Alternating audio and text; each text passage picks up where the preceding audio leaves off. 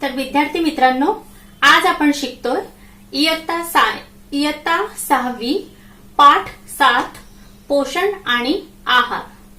तर सर्वप्रथम आपण बघूया पोषक तत्वे आणि आहार। पोषक तत्वे आणि अन्न पदार्थ। तर जे अन्न पदार्थ आपण आहारातून घेतो ते अन्न पदार्थ। तर सजीव अन्न व पाणी घेऊन त्यांचा विविध कामासाठी उपयोग करतात। ऊर्जा मिळवणे, शरीराची वाढ होणे, शरीराच्या दैनंदिन क्रिया पार पडणे, आजारांचा प्रतिकार करणे, या सर्व गोष्टींसाठी काय लागतं? व्यवस्थित पोषण। तर सजीवांनी अन्न व पाणी घेऊन त्यांचा वाढ व इतर सर्व कामांसाठी वापर करणे, या प्रक्रियेला काय म्हणतात? पोषण। आणि या कामासाठी उपयोगी पडणाऱ्या घटकांना म्हणतात पोषक तत्वे। तर पोषण लक्षात आले आपल्या? सजीवांनी अन्न व पाणी घेऊन त्यांचा वाढ व इतर सर्व कामांसाठी वापर करणे, या प्रक्रियेला काय म्हणतात? पोषण। आणि या कामासाठी उपयोगी पडणाऱ्या घटकांना काय म्हणतात? अन्न घटकांना पोषक तत्वे। तर आता हे ऊर्जादायी पोषक तत्वे आपण बघतोय। पोषक तत्वे आपल्याला कशातनं मिळतात? तर कार्बोदके, स्निग्ध पदार्थ, प्रथिने, जीवनसत्वे, खनिजे, या सर्व गोष्टीतनं आपल्याला पोषक तत्वे मिळतात। तर आपण पाहूया ऊर्जादायी पोषक तत्वे। कार्बोदके, तर ही आपली मुख्य ऊर्जेची गरज आहे। ती कशामुळे भागते? कार्बोदकांमुळे। त्यामुळे आपल्या आहारात भात, पोळ्या, भाकरी अशा पदार्थांचा प्रामुख्याने समावेश असतो। म्हणून जास्त प्रमाणात कार्बोदके देणारी तृणधान्ये आपल्या अन्नातील प्रमुख घटक आहेत। दुसरं काय आहे पोषक तत्वे? स्निग्ध पदार्थ। आपल्याला स्निग्ध पदार्थ कशातनं मिळतात? तेल, तूप, लोणी। तर हे पण काय आहे? ऊर्जादायी पदार्थ। तर आपण खाल्लेल्या अन्न पदार्थापासून आपल्याला उष्णतेच्या स्वरूपात ऊर्जा मिळते। आणि उष्णता मोजण्यासाठी कशाचा उपयोग करतात? कोणत्या एककाचा उपयोग करतात? Kilo calorie. आणि वाढत्या वयातील मुलामुलींना रोज साधारणपणे 2000 ते 2500 किलो कॅलरी ऊर्जा अन्नातून मिळवण्याची गरज असते। तिसरा पोषक तत्व आहे प्रथिने। प्रथिने कशातनं मिळतात? कडधान्ये, मासे, मांस, अंडी, दूध व दुग्धमय पदार्थ। तर यामुळे काय होतं की शरीराची वाढ, शरीराची झीज भरून काढणे, या सर्व गोष्टींसाठी प्रथिनेची गरज असते। नंतर आहेत जीवनसत्वे, खनिजे व जीवनसत्वे। तर रोगप्रतिकार व शरीराच्या इतर जीवनावश्यक क्रियांसाठी खनिजे व जीवनसत्वे आणि तंतुमय पदार्थ यांची आवश्यकता असते। ते आपल्याला प्रामुख्याने भाज्या, फळांपासून मिळतात। खनिजे व जीवनसत्वे यांची आपल्याला अल्प प्रमाणात गरज असते, परंतु त्यांच्या कमतरतेमुळे आरोग्याला गंभीर परिणाम होऊ शकतात। याविषयी आपण माहिती अधिक घेऊया। तर आपण बघतोय हे तृणधान्य आहेत की ज्यामधनं आपल्याला कार्बोदके मिळतात। हे तृणधान्य आहेत की ज्यातनं आपल्याला कार्बोदके मिळतात। हे स्निग्ध पदार्थ आहेत की ज्यामधनं आपल्याला तेल, तूप, लोणी, यामधनं आपल्याला स्निग्ध पदार्थ मिळतात। आणि हे प्रथिने आहेत। प्रथिने आहेत मांस, अंडी, दूध व दुग्धजन्य पदार्थ, कडधान्य। तर हे सर्व काय आहे? या सर्व अन्न पदार्थातून आपल्याला काय मिळतं? प्रथिने मिळतं। त्यानंतर बघतोय आपण खनिजे व जीवनसत्वे। तर शरीराला अनेक असेंद्रिय पदार्थांची गरज असते, तर त्यांना काय म्हणतात? खनिजे। तर खनिजे आता आपण समोर बघूया। खनिजे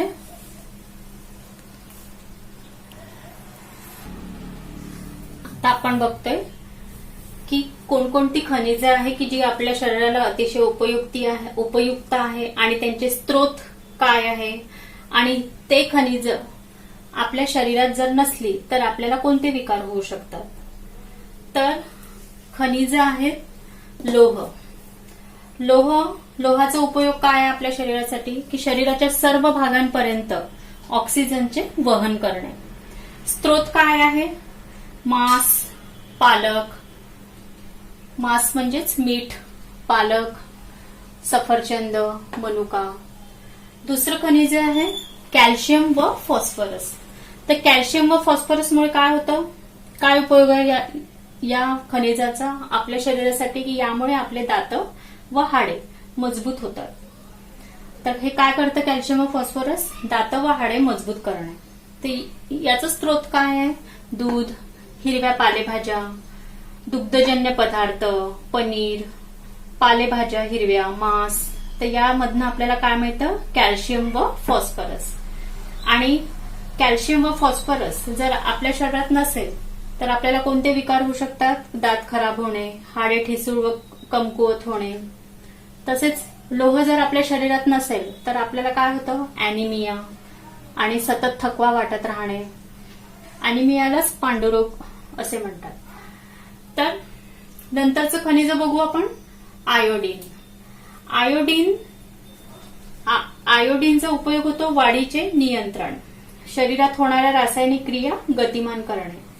तर याचे स्रोत काय आहे? मनुका, बीन्स, मासे आणि समुद्रातून मिळणारे अन्नपदार्थ. तर याच्या अभावामुळे काय होतं? आयोडीनच्या अभावामुळे गलगंड होतो.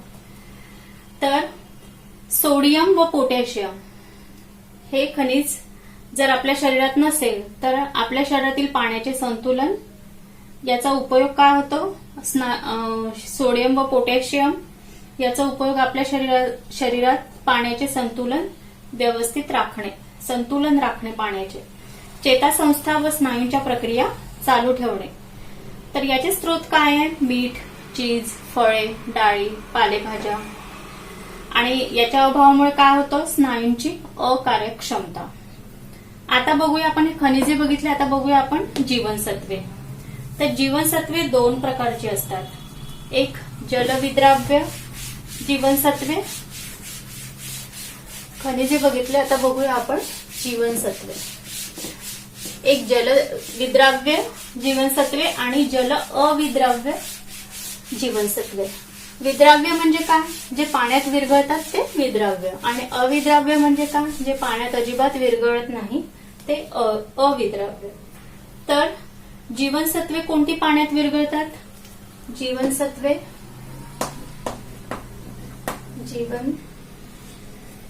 जलविद्राव्य जीवनसत्वे. याचे दोन भाग आहेत.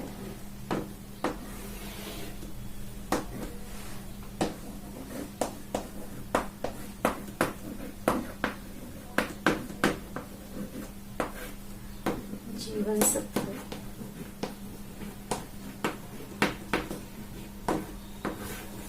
आणि दुसरा आहे जल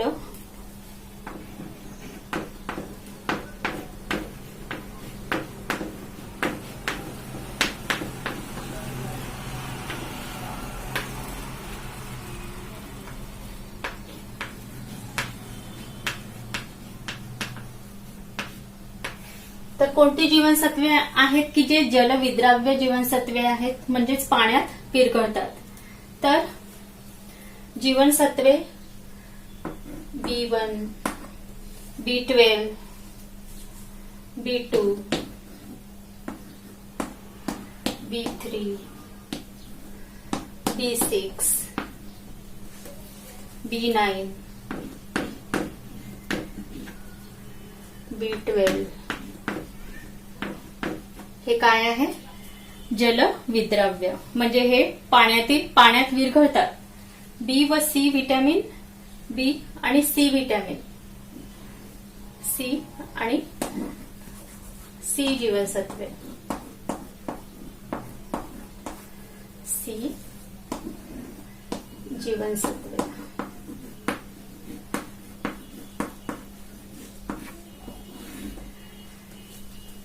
तर आता आपण सर्वप्रथम हे बघून घेऊया की जलविद्राव्य जीवनसत्वे काय आहे.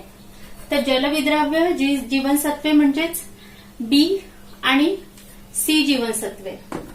बी आणि सी जीवनसत्वे पाण्यात विरघळतात म्हणजेच ते जलविद्राव्य आहेत. तर ती कशा बरोबर शरीराबाहेर टाकली जातात? तर ती लघवी, घाम यातील पाण्याबरोबर शरीराबाहेर टाकली जातात. म्हणून त्यांचा सतत पुरवठा होणे गरजेचे असते. B1, B2, B3, B6, B9, B12 हे जीवनसत्वाचे महत्वाचे प्रकार आहेत. तर हे सर्व बी आणि सी जीवनसत्वे हे काय आहेत? जलविद्राव्य जीवनसत्वे. तर आता आपण बघूया जल अविद्राव्य जीवनसत्वे की जी पाण्यात विरघळत नाही. तर ही कोणती जीवनसत्वे आहेत की जी पाण्यात विरघळत नाही, जल अविद्राव्य? तर ही जीवनसत्वे आहेत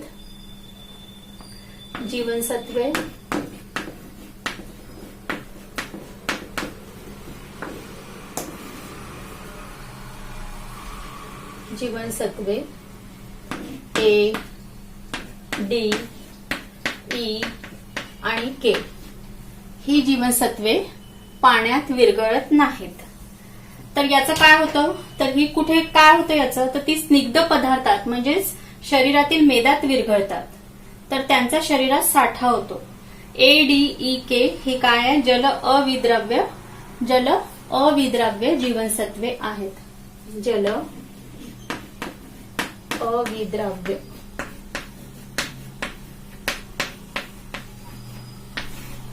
जीवनसत्वे.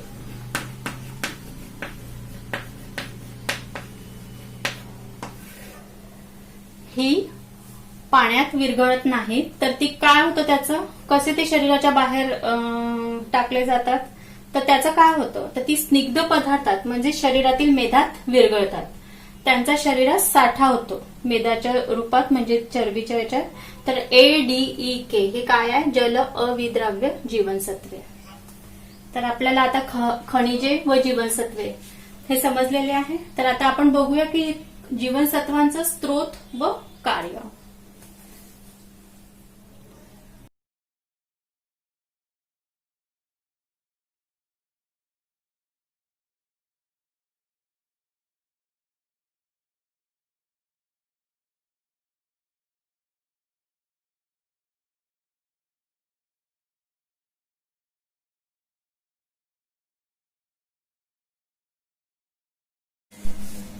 जीवनसत्वे, स्रोत व कार्य.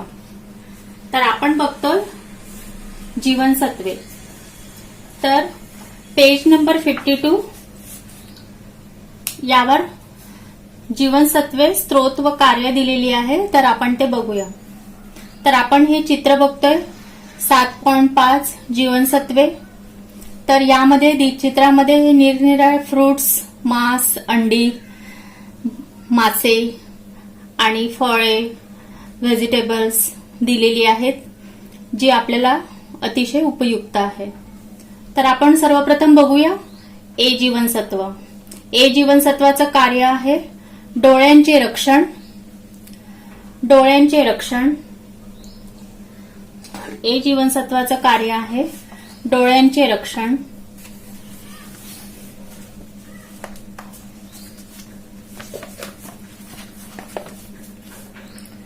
डोळ्यांचे रक्षण, त्वचा, दात, हाडे निरोगी राखणे. ए जीवनसत्वाचा स्रोत आहे गाजर, दूध, लोणी, गडद हिरव्या भाज्या, रताळे, गडद पिवळी फळे आणि भाज्या. त्यानंतर अभावजन्य विकार आहे रात आंधळेपणा, कमी उजेडात पाहू न शकणे, अंधत्व, झिरोडर्मा म्हणजेच त्वचा कोरडी पडणे. तर आता हे आपण बघितली ए जीवनसत्वाचे स्रोत, कार्य व अभावजन्य विकार. आता B1 बघूया. चेतातंतूचे व हृदयाचे कार्य नीट होण्यास मदत करणे. स्रोत आहे B1चं दूध, मासे, मांस, तृणधान्ये, कवचफळे, डाळे. आणि अभावजन्य विकार बेरीबेरी म्हणजे चेतातंतूंचा आजार, स्नायूंचा अशक्तपणा, अकार्यक्षमता. जीवनसत्वे B9चं कार्य आहे शरीराची वाढ. स्रोत आहे गडद हिरव्या भाज्या, पपई, किवी. आणि अभावजन्य विकार आहे वाढ नीट न होणे, अॅनिमिया, विसर पडणे, हालचाली मंदावणे. नंतर जीवनसत्वे B12 आहे लाल रक्तपेशी तयार करणे. तर स्रोत आहे दुग्धजन्य पदार्थ, मांस. अभावजन्य विकार, अॅनिमिया. जीवनसत्व C शरीराच्या ऊतींचे रक्षण करणे, हिरड्या, दात, हाडे, त्वचा यासाठी आवश्यक असे कोलॅजन हे प्रथिनं तयार करणे. आणि स्रोत आहे आवळा, किवी, संत्री व इतर लिंबूवर्गीय फळे तसेच कोबी, टोमॅटो, हिरव्या पालेभाज्या हे स्रोत आहेत. आणि अभावजन्य विकार स्कर्वी, हिरड्यांमधून रक्तस्राव होणे, गलग्रंथी सुजणे, जखमा लवकर बऱ्या न होणे. व्हिटॅमिन डी म्हणजे जीवनसत्व डी आहे. कार्य दात व हाडे निरोगी राहण्यासाठी पुरेसे कॅल्शियम व फॉस्फरस अन्नातून शोषून घेणे. आणि स्त्रोत आहे सूर्यप्रकाशामुळे दूध, मासे, अंडी, लोणी यातील काही पदार्थापासून शरीरात हे जीवनसत्व तयार होते. अभावजन्य विकार आहे मूळदूस, हाडे मऊ होणे, त्यामुळे वेदना होणे, हाड मोडणे. जीवनसत्व ई पेशींमध्ये चयापचय क्रिया सुरळीत होणे, पुनरुत्पादन आणि स्नायूपेशींना कार्यक्षम राखणे. आणि स्त्रोत आहे तृणांकुर, हिरव्या पालेभाज्या, कोवळी पालवी, वनस्पतीजन्य तेल. आणि अभावजन्य विकार आहे स्नायूंमध्ये कमकुवतपणा येणे, प्रजोत्पन्नामध्ये अडथळा निर्माण होणे आणि त्वचा विकार. जीवनसत्व के आहे रक्त साकळण्यास मदत होणे. आणि स्त्रोत आहे हिरव्या पालेभाज्या, ब्रोकोली, हिरवी कोबी, मोड आलेली कडधान्ये, अंड्यांचा पिवळा भाग. आणि अभावजन्य विकार आहे इजा झाल्यास फार रक्तस्राव होणे. तर काही जीवनसत्वांना प्रकाश व उष्णता मिळाल्यास ते नष्ट होतात. तर उदाहरणार्थ पदार्थ शिजत असताना सी जीवनसत्व व्हिटॅमिन सी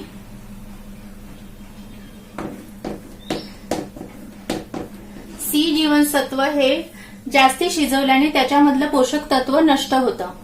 त्यामुळे ते जास्त न शिजवता कच्चे खावे, जसे की टमाटर. व्हिटॅमिन सी मध्ये जे लिंबू वर्गीय फळे येतात ते कच्ची खावीत. आता आपण बघतोय प्रोबायोटिक. तर हे प्रोबायोटिक काय आहे? ही जी आकृती बघताय स्कर्वी, मूळदूस. आता आपण जे जीवनसत्व बघितले त्याच्या अभावाखेरीज आपल्याला हे रोग स्कर्वी, मूळदूस हे चित्र बघतोय आपण, गलगंड, तर ती होण्याची शक्यता अधिक असते. प्रोबायोटिक तर दुधाचे दही करणारे लाभदायक सूक्ष्मजीव दह्यात, ताकात असतात, हे तुम्हाला माहिती आहे. तर अशा लाभदायक सूक्ष्मजीवांना प्रोबायोटिक असे म्हणतात. अनेक प्रकारचे प्रोबायोटिक सूक्ष्मजीव लाखोंच्या संख्येने आपल्या आतड्यात राहत असतात. ते पुरेशा संख्येने तेथे राहणे आपल्या आरोग्यासाठी गरजेचे असते. म्हणून दही, ताक असे प्रोबायोटिक अन्नपदार्थ अधूनमधून घेत राहणे महत्वाचे असते. जुलाब, उलट्या झाल्या की आतड्यांतील पाण्याबरोबर सूक्ष्मजीवही बाहेर टाकले जातात. काही औषधांमुळेही ते नष्ट होतात. मग त्यांची संख्या पूर्ववत करण्यासाठी अधिकचे ताक, दही घ्यायला हवे. आता आपण बघतोय संतुलित आहार. तर संतुलित आहार आपण दिवसभरात जे अन्न पदार्थ घेतो त्यांना एकत्रितपणे आहार म्हणतात. तर सर्व पोषक तत्वांचा पुरेशा प्रमाणात समावेश होणाऱ्या आहाराला काय म्हणतात? संतुलित आहार. तर संतुलित आहाराचं हे पिरॅमिड आहे. संतुलित आहार पिरॅमिड. तर निरोगी आणि धडधाकट शरीरासाठी सर्व पोषक तत्वांचा योग्य त्या प्रमाणात आपल्या रोजच्या आहारात समावेश असणे गरजेचे असते. तर संतुलित आहार मिळाल्यास काम करण्याची क्षमता वाढते, शारीरिक आणि मानसिक स्वास्थ्य चांगलं राहतं, आजाराचा प्रतिकार करण्याची क्षमता वाढते, शरीराची चांगली वाढ होते. तर आता आपण हे पिरॅमिड बघतोय.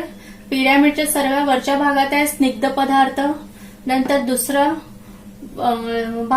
भागात आहे मासे, मांस, अंडी, दूध म्हणजे दुग्धजन्य पदार्थ.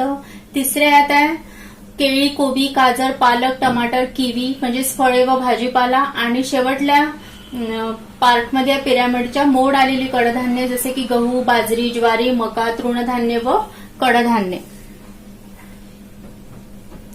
तर हे संतुलित आहाराचं पिरॅमिड आहे. निरोगी आणि तंदुरुस्त राहण्यासाठी संतुलित आहाराव्यतिरिक्त नियमित व्यायामाचीही आपल्या शरीराला आवश्यकता असते. तर संतुलित आहार कसा मिळवावा? संतुलित आहार आपण घेतो, पण तो मिळवावा कसा? तर आपल्या जेवणातून आपल्याला संतुलित आहार मिळत आहे याची खात्री करण्यासाठी अन्न पिरॅमिड तयार करतात, जे की आपण आता हे बघितलंय. आपण खातो त्या अन्नपदार्थाची विविध गटात विभागणी करतात. आपल्या रोजच्या आहारात त्या प्रत्येक गटातील अन्नपदार्थाची किती प्रमाणात समावेश असावा त्या प्रमाणात त्यांना एका पिरॅमिडमध्ये ठराविक जागा देतात. तर प्रत्येक गटातील अन्नपदार्थ आपण रोज किती प्रमाणात खावे हे आपल्याला त्या जागेच्या आकारावरून ठरवता येते. तर पोषक तत्वाची गरज अन्नपदार्थातून भागल्यास त्यांचा अधिक सुलभतेने शरीरात उपयोग होऊ शकतो. त्यामुळे संतुलित आहार घेणे व पोषक तत्वाची कमतरता टाळणे हाच आरोग्याला उत्तम मार्ग ठरतो. आता बघूया आपण पाणी. तर वरील सर्व पोषक तत्वांबरोबर शरीराला पाण्याची सतत गरज असते.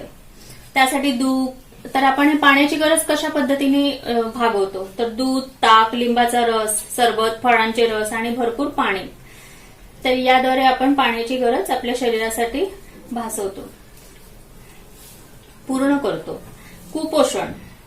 कुपोषण शरीरासाठी आवश्यक असणारी सर्व पोषक तत्वे योग्य त्या प्रमाणात आहारातून न मिळणे याला कुपोषण असे म्हणतात.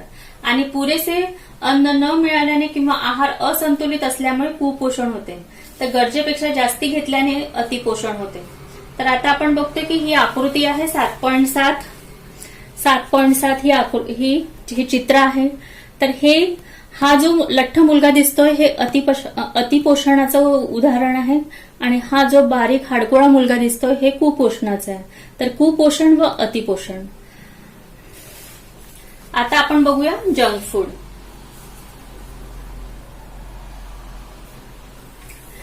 फूड.